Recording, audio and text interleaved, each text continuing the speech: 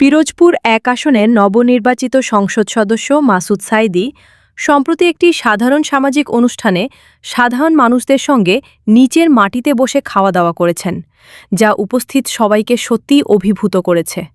এই মুহূর্তটি শুধু একটি সাধারণ খাবারের দৃশ্য ছিল না, এটি ছিল মানুষের সঙ্গে একজন নেতার আন্তরিক সংযোগের পরিচয়, যেখানে তিনি পদমর্যাদার ভেদাভেদ ভুলে গিয়ে সাধারণ মানুষের চোখে সরলতার ও বন্ধুত্বের পরিচয় দিয়েছেন।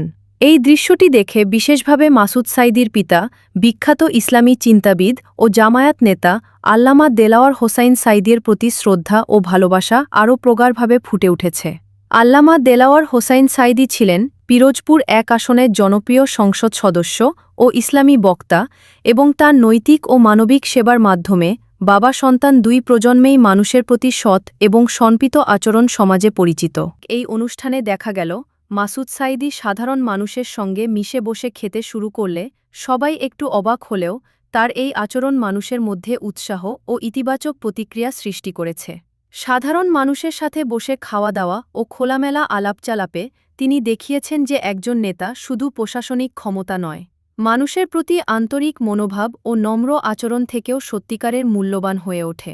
এই ঘটনা শুধু একটি রাজনৈতিক দৃশ্য নয়, এটি একটি মানবিক গল্প, যেখানে নেতা ও সাধারণ মানুষ একই জায়গায় বসে খাচ্ছেন, বলছেন, হাসছেন ও হৃদয়ের কথা ভাগাভাগি করছেন। এমন দৃশ্যগুলোই সমাজে বিশ্বাস, সহানুভূতি ও ঐক্যের অনুভূতি জাগ্রত করে, এবং এটিই হয়তো আজকের সমাজে সবচেয়ে প্রয়োজনীয় এক জিনিস। এই ধরনের আচরণ সাধারণ মানুষের হৃদয়ে নেতার প্রতি বিশ্বাস, স্নেহ ও সম্মান বাড়ায়, এবং দেখায় যে সুনীতিবোধ, নম্রতা ও মানুষের সাথে সরল সম্পর্ক একটি নেতার সবচেয়ে বড় শক্তি হতে পারে।